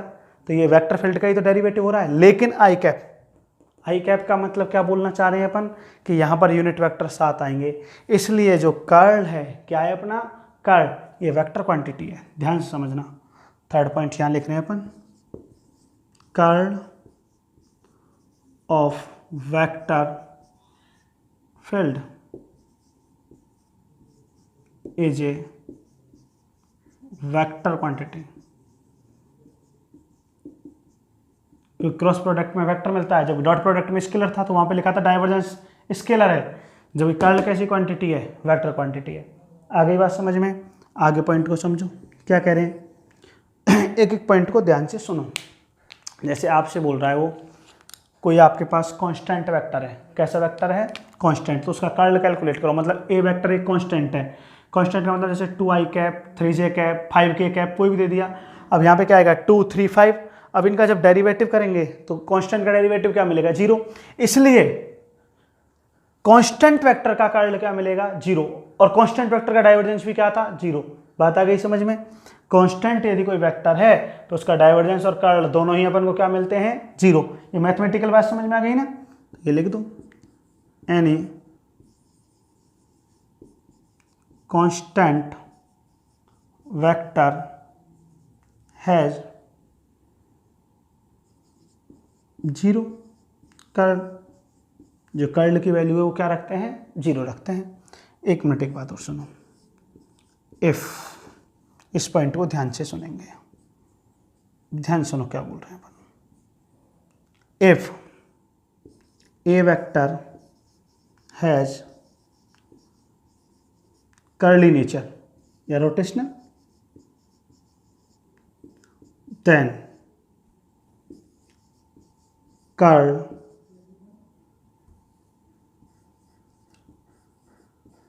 will be exist. एग्जिस्ट का मतलब कर्ल का मान आपको फाइंड होगा, 0 नहीं होगा। लेकिन कब, जब कैसी नेचर होगी, कर्ली नेचर होगी। और याद करो कर्ली नेचर के लिए, यदि प्योर कर्ली नेचर है तो वहाँ पे डाइवर्जेंस का मान क्या था 0।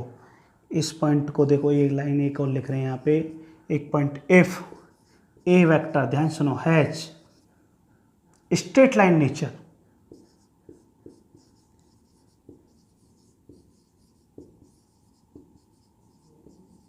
Straight line nature, then curl is 0। यदि स्ट्रेट लाइन नेचर है तो वहाँ पे कर्ल क्या होगा 0। वहाँ पर क्या मिलेगा अपन को डाइवर्जेंस। यदि स्ट्रेट लाइन नेचर है तो डाइवर्जेंस फाइंड होता है, और यदि कर्ली नेचर है तो वहाँ पर क्या प्राप्त होता है अपन को, कर्ल फाइंड होता है। कर्ली नेचर के लिए डाइवर्जेंस का मान 0 हो जाता है, और स्ट्रेट लाइन नेचर के लिए कर्ल का मान 0 हो जाता है।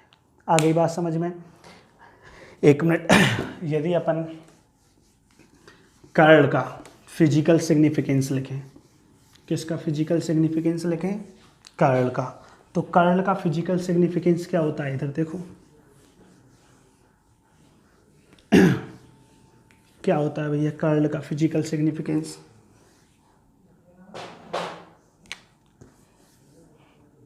आगे पॉइंट लिखते हैं, जैसे अपना 5वां पॉइंट है, 6वां पॉइंट है, जो भी पॉइंट आगे बढ़ा के, द फिजिकल सिग्निफिकेंस,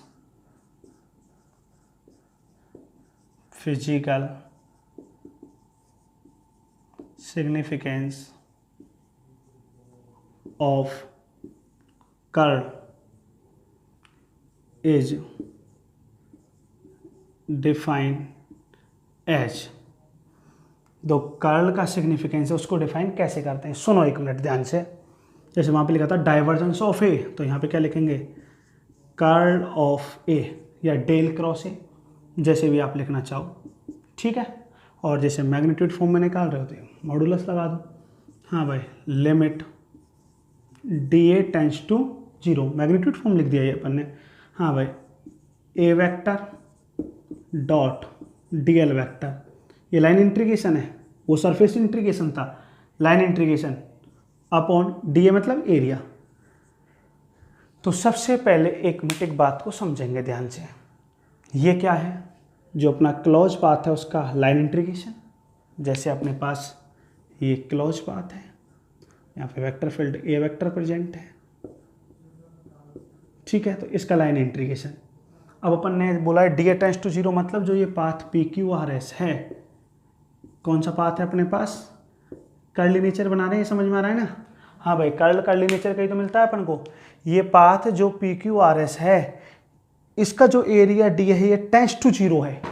अब ये बात क्या कहना चाह रहा है, इस बात को समझो, ये टेंस टू 0 है, इसका मीनिंग क्या बोलना चाह रहा है ये, जैसे अपन ने डाइवर्जेंस में समझाया था डिटो टेंस टू 0, मतलब वो क्या कहना चाह रहा है कि वो वॉल्यूम इतना कम है कि वहाँ पर उसका जो कनेक्टेड सरफेस है उस सरफेस के एवरी पॉइंट पर वेक्टर नेचर कैसी है, सेम।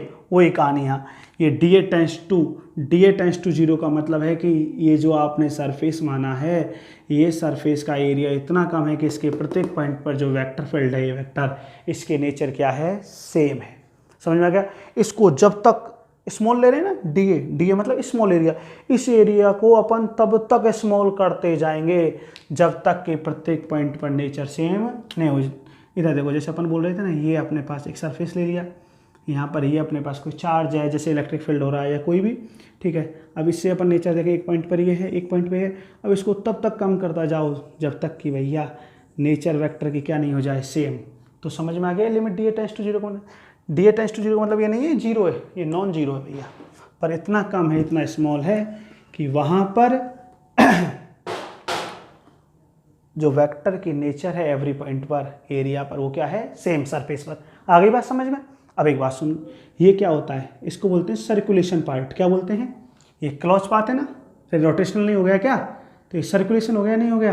किसका सर्कुलेशन है, वेक्टर फील्ड ए का, अपॉन dA मतलब per unit area, upon dA का मतलब पर यूनिट एरिया। तो अपन ने क्या बोल दिया, फिजिकल मीनिंग में लिखना चाहा तो क्या रिप्रेजेंट कर रहा है, curl of vector field is express या represent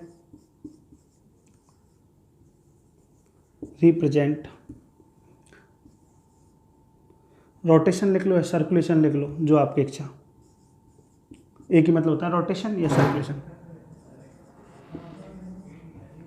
rotation of vector, yes, rotation of vector, vector का रोटेशन हो गया, रोटेशन ऑफ वेक्टर पर या circulation of vector per unit area, ये होता है कर्ल का फिजिकल मीनिंग।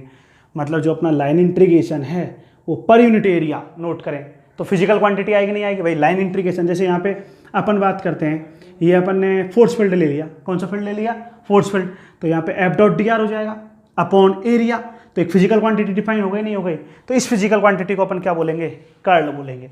और ये लिमिट समझ में आ गया क्यों लगाई है, कि जो सर्फेस है उसके एवरी पॉइंट पर वेक्टर की नेचर कैसी होनी चाहिए, सेम होनी चाहिए। तो ये होता है कर्ल का फिजिकल मीनिंग। अब मैंने बताया ना, कई टीचर क्या होते हैं, फिजिकल मीनिंग नहीं जानते। वो फिजिकल मीनिंग का मतलब होता है फिजिकल क्वांटिटी को डिफाइन करना, वहाँ पे फिजिकल क्वांटिटी डिफाइन होती है, वो ज्योमेट्रिकल मीनिंग लिख देते हैं। तो इसका ज्योमेट्रिकल मीनिंग क्या है, हाउ मच वेक्टर, वहाँ पे लिखा था डाइवर्जेंस में स्प्रेड आउट, मतलब कितना फैल रहा है। और यहाँ पर क्या लिखेंगे, रोटेशन, जो वेक्टर है उसका रोटेशन क्या है, वो क्या रिप्रेजेंट करेगा, कर्ल के ज्योमेट्रिकल मीनिंग को। तो लिखना चाहो तो इस प्रकार लिख दो आगे पॉइंट में the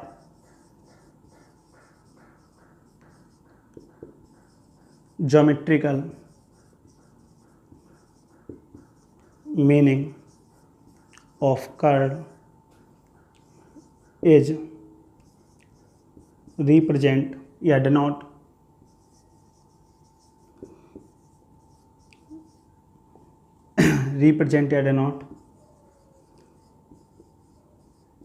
how much vector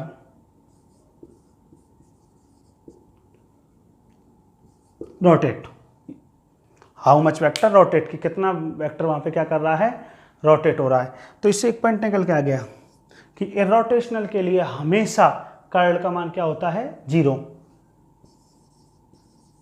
curl 0 4 इरोटेशन मतलब आघूर्णी सदिशों के लिए,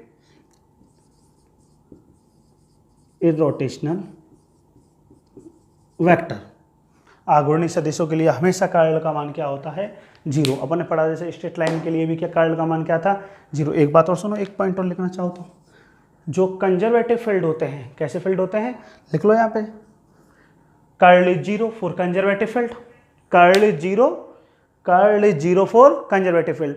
जो कंजर्वेटिव फील्ड है उनके लिए भी कर्ल का मान क्या होगा, 0 होगा। इरोटेशनल फील्ड के लिए भी कर्ल का मान क्या होगा, 0।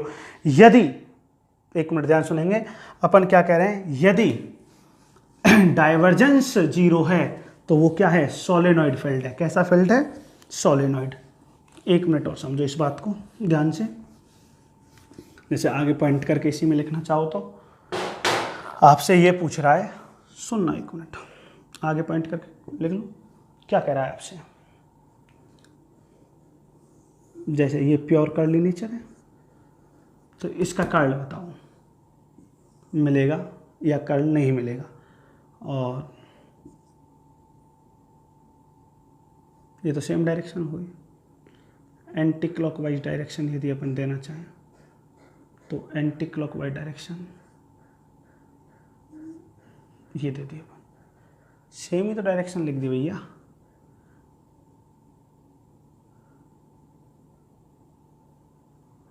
ये डायरेक्शन है, हाँ भैया। अब बताओ कर्ल, तो ये तो कैसी है, क्लॉकवाइज। तो क्लॉकवाइज के लिए से यहाँ पे वेक्टर फील्ड ए वेक्टर है। पहले तो चेक करो इसका कर्ल मिलेगा नहीं मिलेगा, कर्ल नेचर है तो कर्ल मिलेगा। तो कर्ल मिलेगा तो कर्ल जो मिलेगा वो पॉजिटिव मिलेगा। क्यों मिलेगा, क्लॉकवाइज। और ये क्या है चेक करो, एंटी क्लॉकवाइज। एंटी क्लॉकवाइज हो गई तो एंटी क्लॉकवाइज के लिए कर्ल का मान क्या हो जाएगा, नेगेटिव। आगे बात समझ में। अब एक मिनट,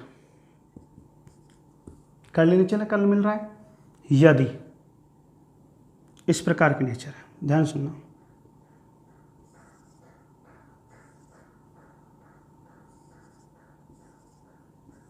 बताओ। ये मैग्नीट्यूड चेंज कर दिया हल्का सा हमने, मैग्नीट्यूड चेंज हो रहा है, ये स्ट्रेट लाइन मैग्नीट्यूड चेंज होता जा रहा है। बताओ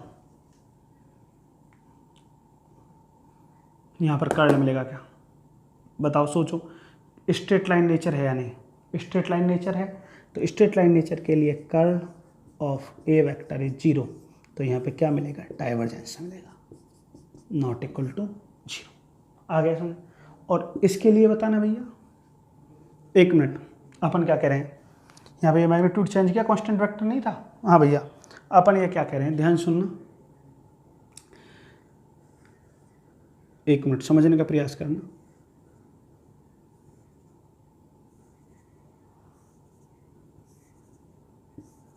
अब बताओ इसका कर्ल मिलेगा नहीं मिलेगा। पहली बात डाइवर्जेंस तो मिलेगा, स्ट्रेट लाइन नेचर है तो divergence not equal to zero, divergence find होगा।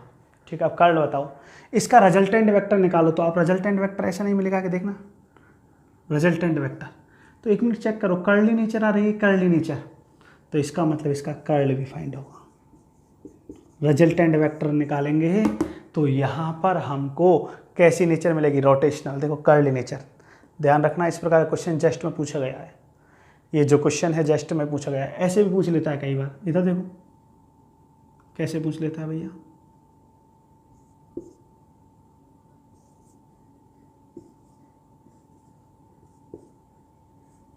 बताओ। देखो स्ट्रेट लाइन नेचर है, डाइवर्जेंस मिलेगा बिल्कुल, जीरो नहीं होगा। लेकिन रिजल्टेंट निकालेंगे तो कर्ली नेचर आएगी नहीं आएगी, तो यहाँ पे कर्ल भी फाइंड होगा।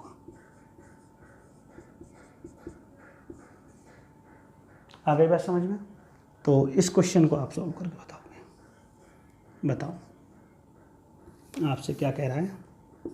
जैसे ये एक्सेस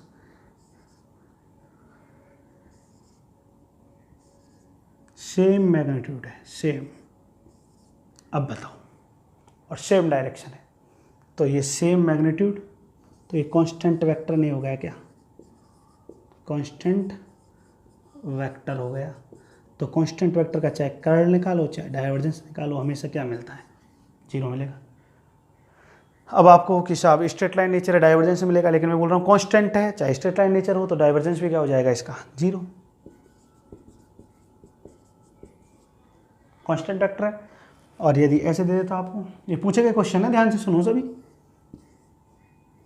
जैसे आपसे ऐसे दे दे, मैग्नीट्यूड चेंज कर रहा हूँ, ठीक है, मैग्नीट्यूड चेंज हो रहा है, देखो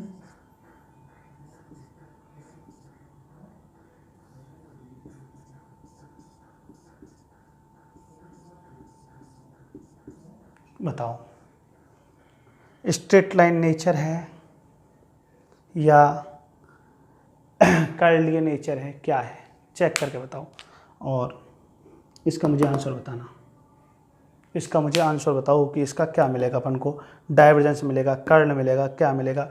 मैं दोबारा बोल रहा हूँ, यहाँ पर मैग्नीट्यूड चेंज हो रहा है और इधर देखो कर्लीय नेचर है, सोच लेना, देखो रोटेट हो रहा है ना, घूम क्या रहा है ऐसे, डाइवर्जेंस मिलेगा, कर्ल मिलेगा या क्या प्राप्त होगा अपन को, ठीक है। अरे कर्ली नेचर है, कर्ल मिलेगा। और सोचना एक बार बैठ के। तो इतना यहाँ तक समझ में आया नहीं आया, अपने इतना समझ में आ गया, डाइवर्जेंस क्लियर हो गया, कर्ल क्लियर हो गया। अब मैं एक दो बातें और पूछता हूँ आपसे, उनको ध्यान से सुनो। इधर देखो, अब दिमाग लगाना, इसको ऐसे नहीं बता दी साहब कर्ल मिलेगा, डाइवर्जेंस मिलेगा, थोड़ा सोचना। एक मिनट, एक बात और सुनो। अपन क्या बोल रहे हैं, ध्यान सुनना। जैसे अपन इलेक्ट्रिक फील्ड की बात करते हैं, वेरी वेरी मोस्ट बात चल रही है, ध्यान सुनो।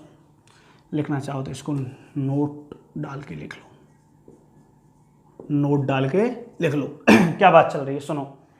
अपन ये कह रहे हैं कि जैसे इलेक्ट्रिक फील्ड है, तो एक मिनट ये बात समझो, जो इलेक्ट्रिक फील्ड होता है ये दो प्रकार का होता है। कितने प्रकार का होता है? दो प्रकार का। एक तो चार्ज के कारण, ध्यान सुनो ध्यान से, जो इलेक्ट्रिक फील्ड है, ये इलेक्ट्रिक फील्ड एक तो चार्ज के कारण डिफाइन होता है, और एक इलेक्ट्रिक फील्ड मैग्नेटिक फील्ड में चेंज के कारण डिफाइन होता है, जिसको मैं इंड्यूस लिखता हूँ। ये लिख दिया इंड्यूस, समझ में आ गया। तो अपन क्या बोल रहे हैं यहाँ पे, जो रिजल्टेंट इलेक्ट्रिक फील्ड है ये क्या है, चार्ज के कारण इलेक्ट्रिक फील्ड, और ये इंड्यूस के कारण इलेक्ट्रिक फील्ड। इंड्यूस का मतलब ये मैग्नेटिक फील्ड में चेंज के कारण जनरेट हुआ है, और ये किस कारण जनरेट हुआ है, चार्ज के कारण। इतना समझ में आ गया। तो अपना इलेक्ट्रिक फील्ड दो प्रकार का हो गया, तो चार्ज के कारण जनरेट इलेक्ट्रिक फील्ड, एक मैग्नेटिक फील्ड में चेंज के कारण। याद करो जो अपनी मैक्सवेल की फोर्थ इक्वेशन है, क्या होती है मैक्सवेल की fourth equation, del cross B equal to mu naught J vector plus mu naught epsilon naught del E upon del t. तो अपन क्या बोल रहे हैं यहाँ पर, इधर देखना, इंड्यूस मैग्नेटिक फील्ड। तो एक ये तो मैक्सवेल की हो गई अपनी फोर्थ इक्वेशन, और मैक्सवेल की थर्ड इक्वेशन क्या है, del cross E equal to minus del B upon del t. Second equation क्या है अपनी, del dot B equal to zero. Maxwell की इक्वेशन लिख रहे हैं। फर्स्ट इक्वेशन क्या है अपनी, del dot E equal to rho upon epsilon naught. अब एक मिनट ध्यान से सुनेंगे। अपन क्या बोल रहे हैं, जो इलेक्ट्रिक फील्ड है, ये इलेक्ट्रिक फील्ड एक तो चार्ज के कारण जनरेट होता है, किस कारण, एक बोल रहे हैं मैग्नेटिक फील्ड में चेंज के कारण जनरेट होता है।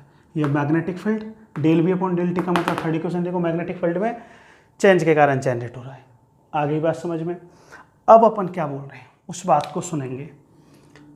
जो चार्ज के कारण जनरेट होता है, एक मिनट सुनना, इसकी हमेशा स्ट्रेट लाइन नेचर होती है, स्ट्रेट लाइन नेचर, इसलिए इसका डाइवर्जेंस स्ट्रेट लाइन नेचर है, तो not equal to zero define होगा। यदि चार्ज के कारण इलेक्ट्रिक फील्ड डिफाइन हो रहा है तो हमेशा उसका डाइवर्जेंस फाइंड होगा, क्योंकि उसकी नेचर कैसी होगी, स्ट्रेट लाइन। ध्यान सुनो, वेरी वेरी मोस्ट है। और यदि मैग्नेटिक फील्ड में चेंज के कारण जनरेट हो रहा है, किस में चेंज के कारण, मैग्नेटिक फील्ड में, तो वहाँ पर उसकी जो नेचर होगी वो कर्लीय नेचर होगी। कैसी नेचर होगी, कर्लीय। तो वहाँ पर जो डाइवर्जेंस का मान है, लिखना चाहो तो कर्लीय नेचर। तो यहाँ पे जो डाइवर्जेंस की वैल्यू मिलेगी, डेल डॉट ई लिखना चाहो तो इंड्यूस, ये डॉट इंड्यूस, क्या मिलेगा, जीरो, क्योंकि कर्ल नेचर के लिए डाइवर्जेंस का मान क्या होता है, जीरो। अब एक मिनट, मैक्सवेल की फर्स्ट इक्वेशन क्या है sir, del dot E rho upon epsilon naught मिलेगा। तो यहाँ पे कैसे लिखेंगे, डेल डॉट ई, यही तो है अपना डेल डॉट ई। तो डेल डॉट ई क्या होता है, यदि अपन लिखना चाहें तो डेल डॉट ई क्या है, ई चार्ज और ई इंड्यूस। ये मैक्सवेल ने जर्नल फॉर्म में लिखा हुआ है, तो डेल डॉट ई यहाँ पे लिखा हुआ है, ये क्या है, डेल डॉट ई चार्ज, ये तो कितना हो गया 0, जिसका मान आता है रो अपॉन एप्सिलॉन नॉट। तो ये बात को ध्यान से सुनो, जो इलेक्ट्रिक फील्ड होता है वो एक तो चार्ज के कारण और एक मैग्नेटिक फील्ड में चेंज के कारण। मैग्नेटिक फील्ड में चेंज के कारण जो जनरेट होता है उसकी कर्ल नेचर होती है और उसका हमेशा डाइवर्जेंस क्या मिलता है, 0। लेकिन जो चार्ज के कारण जनरेट होता है, चाहे वो इलेक्ट्रोस्टैटिक चार्ज, यदि अपन बोलना चाहें तो रेस्ट चार्ज, इसको इलेक्ट्रोस्टैटिक बोलते हैं, या मूविंग चार्ज, किसी कारण उसकी जो नेचर होगी वो स्ट्रेट लाइन, और स्ट्रेट लाइन के लिए हमेशा डाइवर्जेंस का मान फाइंड होता है। इसी बात को यदि हम समझें तो एक मिनट इधर देखो, यही कहानी हम मैग्नेटिक फील्ड में भी समझ सकते हैं। ध्यान सुनो, ये very very most second point, पहले उसको फर्स्ट पॉइंट दे दो। तो मैग्नेटिक फील्ड की बात करें तो जो मैग्नेटिक फील्ड होता है वो भी 2 कारण से जनरेट होता है, एक तो करंट के कारण और एक इलेक्ट्रिक फील्ड में चेंज के कारण, जिसे इंड्यूस बोल दिया। ये किसके कारण, कोई अपने पास वायर है उसमें करंट का फ्लो हो रहा है तो उसके कारण मैग्नेटिक फील्ड जनरेट, और ये इलेक्ट्रिक फील्ड में चेंज के कारण। तो ये कहाँ से जनरेट हो रहा है, इधर देखो इलेक्ट्रिक फील्ड में चेंज के कारण, ये इलेक्ट्रिक फील्ड में चेंज, और इसके कारण क्या आ रहा है, मैग्नेटिक फील्ड। जैसे अपन ने पहले लिखा था, ये मैग्नेटिक फील्ड में चेंज के कारण क्या जनरेट हुआ था, इलेक्ट्रिक फील्ड। वही कहानी यहाँ पर है कि जो मैग्नेटिक फील्ड एक तो करंट के कारण जनरेट होता है और एक किसके कारण, इलेक्ट्रिक फील्ड में चेंज के कारण। और इन दोनों की जो नेचर होती है वो कर्ली नेचर होती है, कर्ली नेचर होती है। तो यहाँ पर डाइवर्जेंस का जो मान मिलेगा वो क्या मिलेगा, 0 हमेशा। भाई कर्ली नेचर में डाइवर्जेंस क्या हुआ, 0, और जो कर्ल का मान मिलेगा वो नॉट इक्वल टू 0 फाइंड होगा, और चेक कर लो, डाइवर्जेंस का मान 0 और कर्ल का मान फाइंड होगा। आ गई बात समझ में। तो यहाँ तक की कहानी समझ में आई नहीं आई।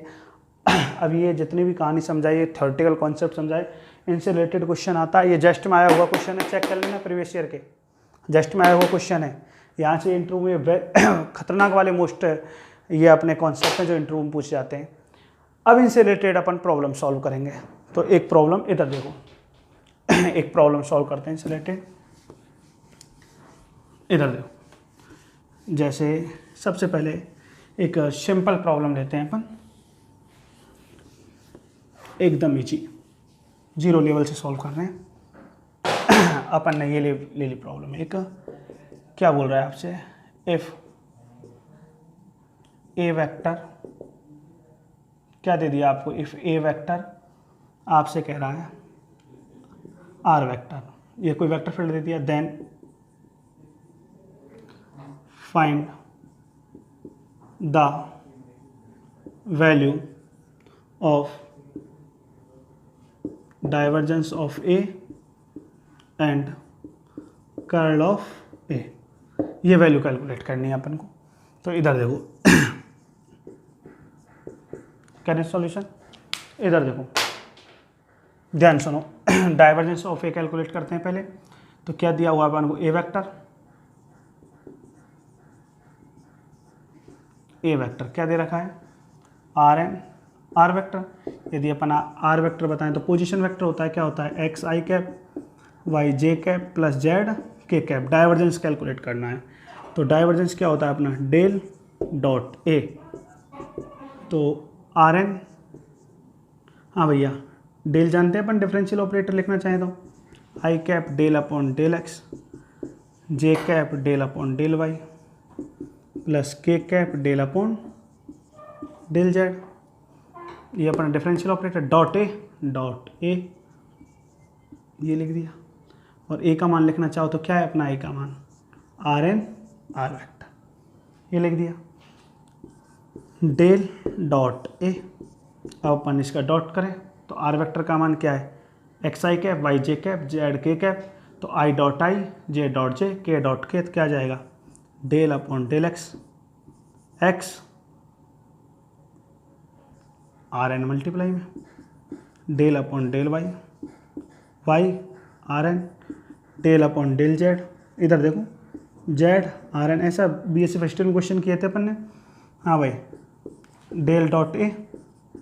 अब इसका डेरिवेटिव करना है तो दो फंक्शन है, दो फंक्शन का डेरिवेटिव कैसे करते हैं, पहले x का x के रेस्पेक्ट में करेंगे तो 1, Rn को कांस्टेंट, फिर Rn का करेंगे अपन डेरिवेटिव, तो Rn का डेरिवेटिव करेंगे तो इधर देखो x को कांस्टेंट रख दिया, आगे एक कम, और r का डेरिवेटिव करेंगे तो del r upon del x। इसी प्रकार इधर लिखेंगे तो क्या आ जाएगा, Rn प्लस क्या आएगा y n Rn minus 1 del r upon del y। z के लिए करेंगे तो क्या आ जाएगा, Rn plus z Rn minus 1 del z upon del r upon del z के रेस्पेक्ट में कर रहे हैं ना। अब एक मिनट इधर देखो, अपना जो r वेक्टर है पोजीशन वेक्टर, इधर देखो जो पोजीशन वेक्टर है वो क्या है, x i cap y j cap z k cap. इसका मॉडुलस कैलकुलेट करें तो x square plus y square plus z square, तो r स्क्वायर बराबर क्या आ गया। अब इसका डेरिवेटिव करते हैं तो differential with respect to x क्या आएगा, 2r del r upon del x। इधर देखो, और x स्क्वायर के रेस्पेक्ट में करेंगे, x के रेस्पेक्ट में करेंगे x स्क्वायर क्या आ जाएगा 2x, y और z का 0, तो क्या आ गया del r upon del x is equal to x upon r। ऐसे ही अपन यहाँ पे y के रेस्पेक्ट में करेंगे तो y अपॉन r, z के रेस्पेक्ट में करेंगे z अपॉन r, तो डेल डॉट a क्या आ गया, Rn तो कितना आ जाएगा 3Rn।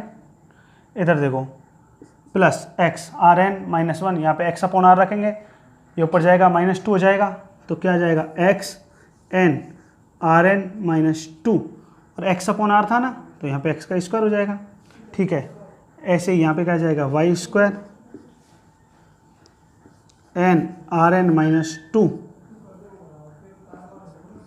z square n Rn minus 2, ये कॉमन ले लिया अपन ने, तो डेल डॉट a क्या आ जाएगा 3Rn, ये क्या आ गया अपना n Rn माइनस 2 कॉमन लिया तो x square plus y square plus z square, ये क्या है अपना आर स्क्वायर, तो आर स्क्वायर यहाँ पे पुट कर दो तो क्या आ जाएगा del dot a 3Rn plus n और Rn आ जाएगा। तो Rn यहाँ से अपन यदि Rn कॉमन ले लें तो Rn इक्वल टू क्या आ जाएगा, डेल डॉट a कॉमन ले लिया तो n प्लस 3 आ जाएगा क्या, Rn ये आ गया। और कई बार ये बोलते हैं, मान लो गलती से कि a वेक्टर एक सोलिनॉइड है तो n की वैल्यू कैलकुलेट करो।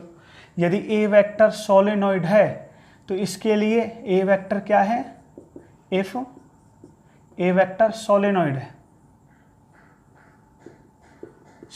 है तो इसका डाइवर्जेंस क्या हो जाएगा 0, डाइवर्जेंस 0 कर दो तो n प्लस 3 इक्वल टू 0, तो n इक्वल टू क्या आ जाएगा -3। आ गया समझ में। ऐसे ही क्या कैलकुलेट करेंगे, कर्ल ऑफ a, तो कर्ल ऑफ a कैलकुलेट करो। यहाँ पे अपन ने डॉट प्रोडक्ट किया, उसमें क्या लगाएंगे क्रॉस, तो ये सॉल्व करके देखो। आगे अब अपन जो लेक्चर नंबर 7 में बात करेंगे तो लेक्चर नंबर 7 में अपन डाइवर्जेंस और कर्ल से रिलेटेड प्रॉब्लम सॉल्व करेंगे और फिर अपन कुछ यहाँ पे इंटीग्रल फार्मूला पढ़ेंगे।